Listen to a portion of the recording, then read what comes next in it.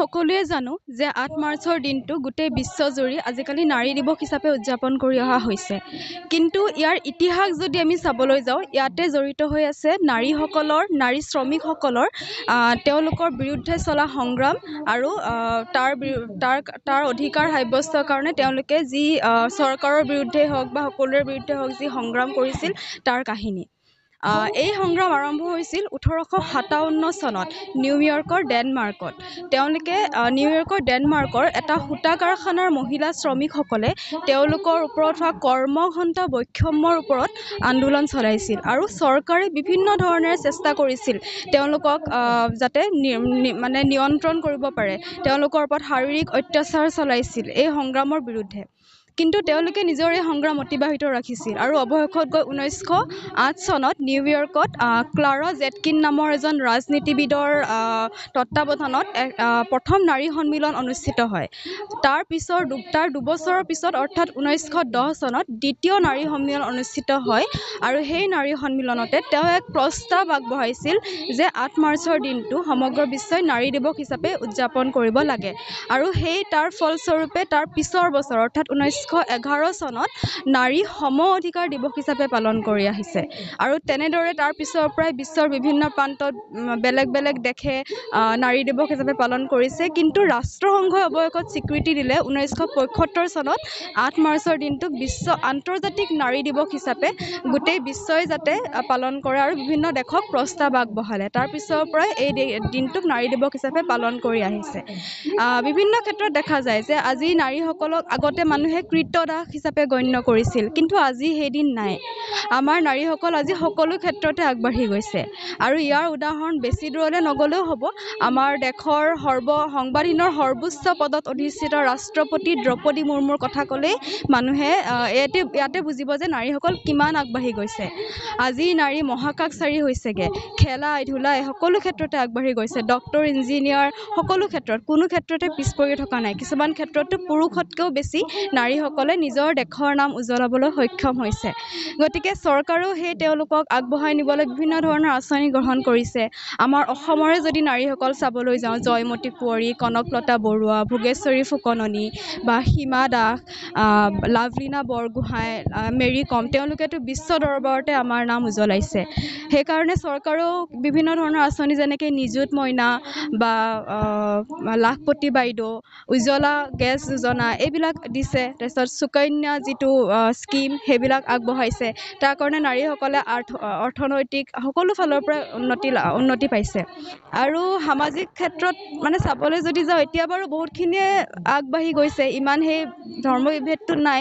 হ'লেও দেশৰ কিছুমান ঠাই যেনেকৈ উত্তৰ প্ৰদেশ, বিহাৰ, এনেকুৱা ৰাজস্থান, এই ঠাইসমূহত এতিয়াও যিটো আমি মেল ইজ টু ফিমেল ৰেচিঅ'টো চাওঁ, তাৰ যিটো অনুপাত কি বুলি কয় ছেক্স ৰেচিঅ' বুলি যিটো কয়, সেইটো এতিয়াও বহুত কম।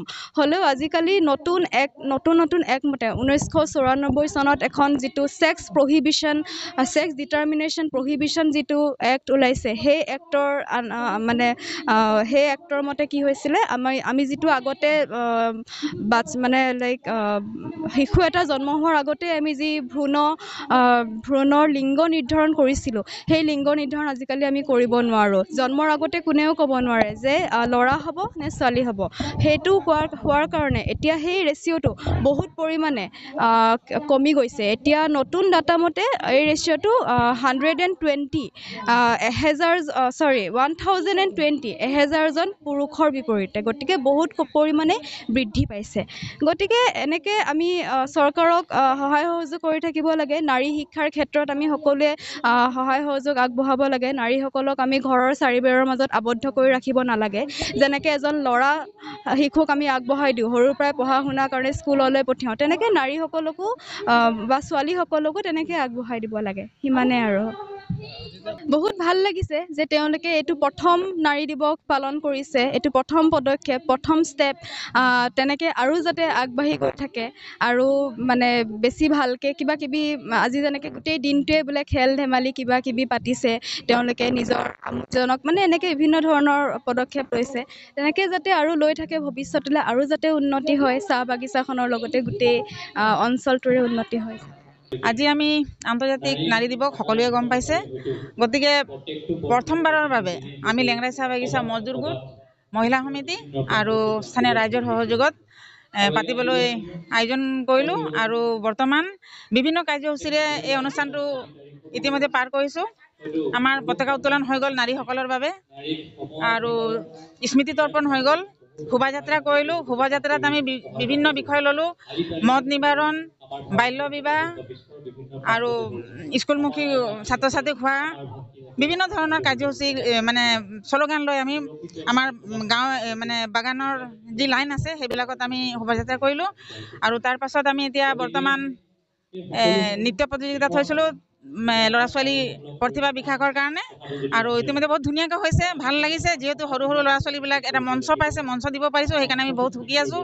আৰু এতিয়া বৰ্তমান মুকলি সভা চলি আছে। মুকলি সভা আমি বিশিষ্ট অতিথিসকলক মাতিছিলোঁ, নিমন্ত্ৰণ জনাইছিলোঁ, তেওঁলোকে আহি বৰ্তমান বক্তব্য দি আছে। আৰু ইয়াৰ পাছত আমাৰ সাংস্কৃতিক সন্ধিয়া অনুষ্ঠানটো পাতিম। তাতো আমি বিশিষ্ট কি কয় এইটো শিল্পী মাতিছোঁ, মালতী নাগ ডাঙৰণী, তথাপি স্থানীয় শিল্পী অনিমাতুৰী ডাঙৰণী আছে। সেইটোৱে আৰু সাংস্কৃতিক সন্ধিয়া অনুষ্ঠানটো শেষ কৰি আমি খুব কম সময়ৰ ভিতৰত সাংস্কৃতিক সন্ধিয়া শেষ কৰিম, যিহেতু আমি সম্পূৰ্ণ ৰাতিটো নলওঁ, 9টা বজালৈকে আমি এই কাৰ্যসূচী শেষ কৰিম বুলি আপোনালোক জনাই ধন্যবাদ।